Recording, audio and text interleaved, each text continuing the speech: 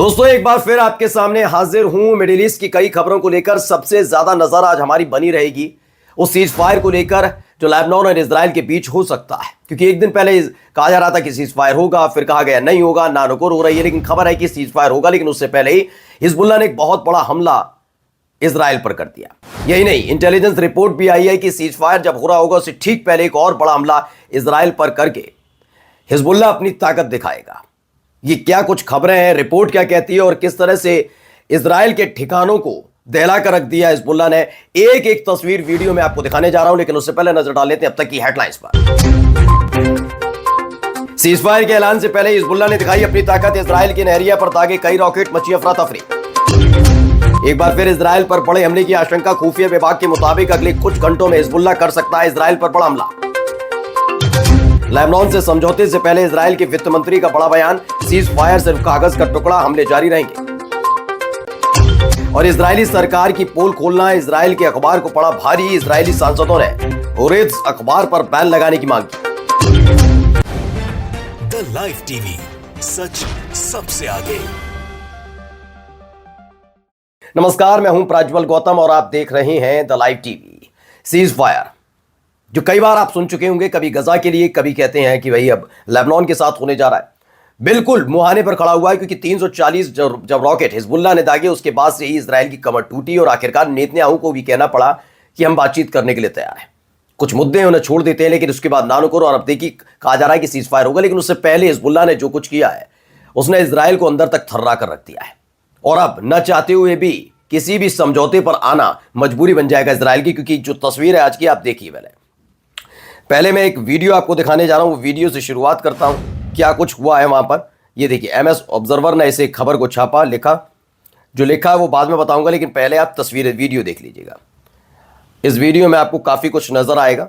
रिहायशी इलाका ही है, बारिश हो रही है, एकदम धमाका होता है, बारिश टाइप की कुछ हो रही है और अचानक से एक धमाका, बारिश के बीच ये धमाका हुआ। सोचिए, अचानक से सब कुछ ऊपर से गिरने लगता है। इसलिए जो दावा किया जा रहा है, पहले खबर बता दूं, लिखा है कि ये उस वक्त की वीडियो है जब नहरिया पर एक रॉकेट गिरा। गंभीर तरीके से बहुत बड़ा भारी नुकसान की आशंका भी जताई गई है। इसके साथ ही बताया गया कि जो सेना के प्रवक्ता हैं इजराइल के, उन्होंने बताया कि लेबनान से नहरिया क्षेत्र की तरफ 10 रॉकेट दागे गए, उनकी निगरानी इंटरसेप्ट करने की कोशिश की गई। इजराइल की मीडिया ने भी इसे रिपोर्ट किया इस वीडियो के आधार पर कि हिजबुल्लाह की तरफ से जो बमबारी और गोलीबारी हुई है उसके रॉकेट और छर्रे गिरे हैं, जिससे कई लोग घायल हुए हैं, जो इजराइल की मीडिया कहती है। और उससे जब यह हमला हुआ तो उस वक्त की ये वीडियो जो मैंने भी आपको दिखाई कि हिजबुल्लाह की तरफ से नहरिया पर जो हमला किया गया था, उस वक्त की ये वीडियो। पहले मैं एक एक करके नहरिया में क्या हो रहा है वो दिखाते चलता हूँ। ये देखिए, आग लगी हुई है, ये रिहायशी इलाका धू धू करके जल उठी है, गाड़ी के आगे का हिस्सा है, वहां पर ये धमाका हुआ और उसके बाद ये हालात देखिए। ऊपर से किसी ने वीडियो बनाई है, दहशत का आलम लगातार नहरिया में बना हुआ है। इससे पहले आप हाइफा सुनते थे, इससे पहले आप लगातार सुनते होंगे कि किस तरीके से तेल अवीव को निशाना बनाया गया। अब पूरी तरह से माना जा रहा है हिजबुल्लाह नहरिया को निशाना बना रहा है और वहां पर लगातार ताबड़तोड़ रॉकेट, ड्रोन और मिसाइल से अटैक। और देखिए, एक और रिहायशी इलाका जहां पर पुलिस प्रशासन, तमाम इजरायली पहुंचे, एम्बुलेंसेज भी खड़ी हुई हैं और लोगों में अफरा तफरी का आलम यह है कि किस तरह से उनकी इमारत के ठीक बाहर एक रॉकेट गिरता है और बड़ा धमाका होता है। ये जरा तस्वीर भी देखिएगा, ये वीडियो है, इस वीडियो को गौर से देखिए। 25 तारीख की, 25 नवंबर की। आवाज आती है, आपको सुनाई दे रही होगी। ये जबरदस्त हमले की वीडियो बताई जा रही है कि वहां पर जो हमला हुआ उस वक्त की वीडियो है। इसे लेकर जो दावा किया जा रहा है वो पहले आपको बता देता हूं क्या कुछ दावा किया गया है। यह वीडियो सीसीटीवी फुटेज थी और इसमें कहा गया कि 10 रॉकेट तकरीबन दागे गए। कहां पर? उत्तरी इजराइल में दागे गए हैं, जिसमें से दावा किया गया इजराइल की तरफ से कि 2 लोग घायल हुए हैं। इनमें से कई को, इनका कहना है कि 10 रॉकेट जो दागे गए थे नहरिया पर, उसमें से कई को इंटरसेप्ट किया गया। लेकिन कितना इंटरसेप्ट किया गया, वीडियोज आपके सामने हैं, खुद अनुमान लगा सकते हैं। 2 लोगों के घायल होने की खुद पुष्टि इजराइल की तरफ से की जा रही है। अब देखिए, नहरिया की एक और वीडियो सामने आई जहां पर हमला हुआ। देखिए, 1 2 3 4 और पूरा आसमान ऐसा लग रहा है दिवाली मनाई जा रही है। रॉकेट छोड़े गए, लेकिन ये वैसे दिवाली वाले रॉकेट नहीं है दोस्तों। ये देखिए, कितने काउंटिंग करेंगे, 8 9 10 ताबड़तोड़ नहरिया में ये हमले जारी रहे। एक के बाद एक रॉकेट और मिसाइल से हमला नहरिया पर किया गया है। मैं बार बार आपको बता रहा हूं ये कब हो रहा है, जब सीज फायर की चर्चा बड़ी तेज चल रही है और माना जा रहा है अगले कुछ घंटों में ऐलान किया जा सकता है, और उसी वक्त हो रहा है। एक और वीडियो निकलकर सामने आई, देखिए सायरन बजने लगे, उधर रॉकेट आसमान में उड़ता है, जाता है और एक बड़ा धमाका होता है। और उसके बाद देखिए तस्वीरों के जरिए, वीडियो के जरिए आप समझ सकते हैं कि नहरिया में इस समय हालात क्या बने हुए होंगे जब ताबड़तोड़ हमले हिजबुल्लाह की तरफ से किए जा रहे हैं। एक और वीडियो मैं आपको दिखा देता हूं इससे जुड़ी हुई, जो दावा किया गया, बड़ी खबर है ये भी। देखिए इसी का वीडियो मैं अगला वाला दिखा रहा हूं, जब ये रॉकेट वहां पर गिरा था शिला में, हर कोई बेचैन, हर कोई परेशान वहां पर नजर आ रहा था।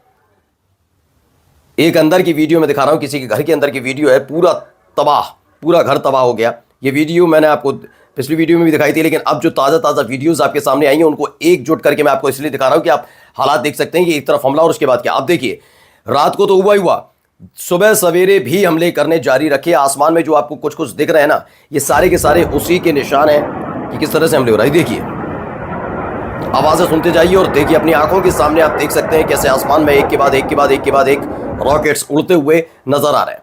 पूरा नीला आसमान और सफेद रंग की जो लकीर बन रही है, ये लकीर रॉकेट्स की वजह से बन रही है। तो नहरिया में फिलहाल इस तरह के हालात बनते हुए नजर आए। एक एक वीडियो आपके अपने चैनल द लाइव टीवी ने आपको दिखाई है, लेकिन अब इन सब के बीच एक ऐसी खबर निकल कर आई है जिसने बेचैन जरूर किया होगा इजराइल को। क्यों? क्योंकि लिखा है ड्यू टू इंटेलिजेंस इंफॉर्मेशन, यानी खुफिया जानकारी के मुताबिक जो सुरक्षा अधिकारी, सिक्योरिटी ऑफिशियल्स हैं, उन्होंने अनुमान लगाया है कि हिजबुल्लाह अगले कुछ और घंटों में, यानी संघर्ष विराम से के ऐलान से ठीक पहले इजराइल की तरफ बड़े हमले की तैयारी कर रहा है। यानी अभी जो हमला हुआ नहरिया पर वो तो है ही है, इसके बाद और बड़े हमले किया जा सकते हैं। एक वीडियो और निकल कर आई है, उस वीडियो को आपको दिखाने जा रहा हूं। ये हिजबुल्लाह की तरफ से जारी की गई है। हरफा जो इलाका है वहां पर जो हमला हुआ उसकी ये वीडियो बताई जा रही है। पहले वीडियो देखिएगा। तो वीडियो आप देखिए किस तरीके से हमला हुआ। ये पूरी वीडियो हिजबुल्लाह की तरफ से जारी की गई। कई अलग अलग तरह के टारगेट्स दिखाए जा रहे हैं। दावा किया जा रहा है कि टारगेट्स दिखाए गए और उसके बाद उन टारगेट को इंटरसेप्ट करके फौरन ही हमला बोला गया है, हिजबुल्लाह की तरफ से किया गया है। यानी कि और पूरा रिहायशी इलाका है, ये नहीं कि कोई इंडस्ट्रियल इलाका है। अब सीधे सीधे देखिए कुछ बेस नज़र आएगा आपको, मिलिट्री बेस टाइप का कुछ नज़र आता है, और उस पर भी हमला करने के लिए इन्होंने इस वीडियो को जारी किया कि हम इस तरीके से हमला कर रहे हैं। इसको लेकर जो दावा किया गया पहले मैं पढ़कर बता देता हूँ। हिजबुल्लाह ने टायर हरफा के पश्चिमी बाहरी इलाके में एक सुसाइड ड्रोन के जरिए इजरायली जो उनकी बख्तरबंद गाड़ियां हैं उन पर जो आर्मर्ड पर्सोनल हैं, जिनको कई बार नुकसान भी पहुंचाया जा चुका है, उनको निशाना बनाया और उसकी एक वीडियो जारी की है। चलिए अगली खबर पढ़ते हैं, लेबनान की तरफ से है। इन्होंने हिजबुल्लाह लड़ाकों की तरफ से कहा गया कि हमारे लड़ाकों ने आज सुबह सवेरे, जिसकी वीडियो मैंने अभी आपको दिखाई, नीला आसमान और उसमें रॉकेट किस तरीके से हमले कर रहे हैं। डेर मीमास शहर के दक्षिण पूर्वी इलाके में जो इजराइल की सेना की एक पूरे के पूरे झुंड पर आत्मघाती हमलावर से निशाना किया, यानी कि जो सुसाइड ड्रोन है उससे निशाना किया, और हमारा लक्ष्य बिल्कुल हमारे टारगेट पर ही जाकर उसने ड्रोन ने अटैक किया है। अब urgent issued by the brothers in Hezbollah, कहा गया कि हिजबुल्लाह में ये जारी किया गया। क्या जारी किया गया? हमने खियाम शहर के दक्षिण में इजरायली जो सेना है उसकी गाड़ियों को निशाना बनाया, उसके जो सुसाइड हेलीकॉप्टर से निशाना बनाया, और हमारा टारगेट बिल्कुल सटीक रहा। हमने एक जो हेलीकॉप्टर है से इबल अल शाकी शहर के दक्षिणी इलाके में इजराइल की सेना के कई सारे वाहन हैं उनको निशाना बनाया है और उन पर हमला किया। ये दावा हिजबुल्लाह की तरफ से किया गया। अब जब ताबड़तोड़ हमले हो रहे हैं और इन सब के बीच कभी कोई कुछ कह रहा है कि सीज फायर होना चाहिए, कभी नेतन्याहू करते हैं कि हाँ सीज फायर होगा, दूसरी तरफ कहते हैं नहीं नहीं अब सीज फायर नहीं होगा। तो इन सब के बीच इजरायली मीडिया की तरफ से जो छपा है, पहले पढ़िए। मारीफ ये लिखते हैं कि नेतन्याहू के पास अब दो विकल्प हैं, या तो वो समझौते पर आ जाए, यानी एक एग्रीमेंट पर पूरी तरह से तैयार हो जाए कि ये एग्रीमेंट है, या फिर सिक्योरिटी काउंसिल जो है उसके जरिए जो एक बाइंडिंग रिजोल्यूशन है, यानी बाध्यकारी जो है उसके प्रस्ताव पर हामी भरे। यानी दोनों ही तरीके से, या तो खुद ही आगे पेशकश करें या फिर सिक्योरिटी काउंसिल के जरिए जो प्रस्ताव पारित होता है उसके तहत आगे जाएं। बस यही विकल्प है। अब ये मत सोचिए कि आप हिजबुल्लाह पर हमला करेंगे। वहीं एक बयान आपको सुनाने जा रहा हूं कि एक तरफ सीजफायर की बात चल रही है और इजराइल के वित्त मंत्री क्या कहते हैं, सुनिए। שום הסכם שיחתם, אם יחתם, לא יהיה שווה את הנייר שהוא כתוב עליו, זה בכלל לא מעניין. तो ये है बेजलील स्मोट्रिच। ये कहते हैं अगर लेबनान के साथ कोई समझौता हुआ तो वो उस कागज़ के लायक नहीं है जिस पर लिखा गया है। हमने उन्हें नष्ट कर दिया है और हम उन पर हमले करने जारी रखेंगे उन्हें रिबिल्ड होने का यानी पुनर्निर्माण की कोई भी इजाज़त और वक्त नहीं देंगे। जो भी अपना सिर उठाएगा हम हमले करेंगे। और इनका कहना है कि मेरा मानना है कि इजरायली जनता और अब हमारा नेतृत्व, सेना और नेतृत्व बहुत ज़्यादा जागरूक हैं 7 अक्टूबर के बाद, और ये लगातार हमारा निर्णय है कि फैसला है कि हम हमले जारी रखेंगे, इस तरह का बयान देते हैं। खैर, इनकी कितना बिसात है, क्या है, वो आगे आने वाला वक्त बताएगा, क्योंकि हिजबुल्लाह के साथ, लेबनान के साथ सीज़फायर की बातें अभी भी चल रही हैं। अब इन सब के बीच अर्जेंट क्या बताया गया, हदशुत बेजमान, हिब्रू का मतलब इजरायली, हिजबुल्लाह, अब तुम्हें हम स्वतंत्र रूप से मार सकते हो, अब तुम हमें स्वतंत्र रूप से मार सकते हो कि ना, और वे तुम्हारा कुछ नहीं करेंगे। नेतन्याहू कायर थे और अब भी हैं, ये कहा गया है। किसकी तरफ से? हदशुत बेजमान है, उनकी तरफ से कह दिया गया है कि हिजबुल्लाह अब पूरी खुली छूट है कि वो हम पर हमले कर दे। कुछ इस तरह के हालात बन गए। कोई शुरुआती तौर में हिजबुल्लाह पर काबू करने की कोशिश की गई थी, लेकिन हालात क्या हुए, कुछ नहीं कर पाए। इन सब के बीच मैं आपको बता रहा था कि एक खबर बताई थी 2 दिन पहले मैंने आपको, कि नाराज हुए थे नेतन्याहू इस बात को लेकर कि सच्ची रिपोर्ट्स इजराइल की मीडिया की तरफ से नहीं दिखाई गई और सरकार की चाटुकारिता में इतने ज्यादा लीन हो गए कि सच्चाई को छिपाकर केवल वाहवाही की जा रही थी। उससे भारी नुकसान इजराइल को, और इसीलिए उन्होंने कहा पत्रकारों से कि नौकरी करना छोड़ दो। और अब देखिए इजरायली सांसदों ने क्या किया है। इजरायली सांसदों ने damage to legitimacy of the state, ये पढ़िए, एक व्यक्ति अखबार पढ़ा, अखबार पर जो लिखा है पढ़िए।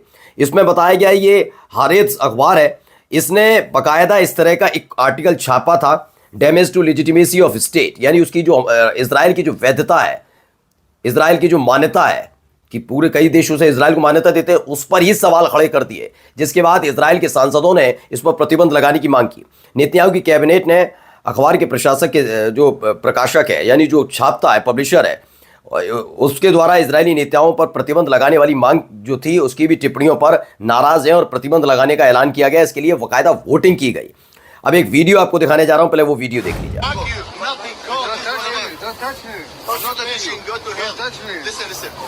तो ये आया है ओस्लो से, नॉर्वे में। एक इजरायली पत्रकार को सुरक्षा गार्डों द्वारा परेशान किया गया और ओस्लो स्टेशन, सेंट्रल स्टेशन से जबरन हटा दिया। उसका अपराध क्या था? उसका अपराध यह था कि वो नॉर्वे में हमास समर्थक प्रवासियों पर रिपोर्टिंग कर रहा था और इसी वजह से उन्होंने उसके साथ ये बदसलूकी की। वीडियो निकलकर सामने आई। अब आने वाली वीडियो में शायद आपके सामने लेकर आऊं कि जो सीज फायर का ऐलान किया गया है, उस सीज फायर की क्या क्या शर्तें हैं, क्या क्या चीज़ें हैं, क्योंकि चर्चाएं आम है कि नेतन्याहू अब नहीं चाहते किसी भी कीमत पर कि लेबनान से ज़्यादा संघर्ष आगे बढ़े। नमस्कार। द लाइव टीवी, सच सबसे आगे।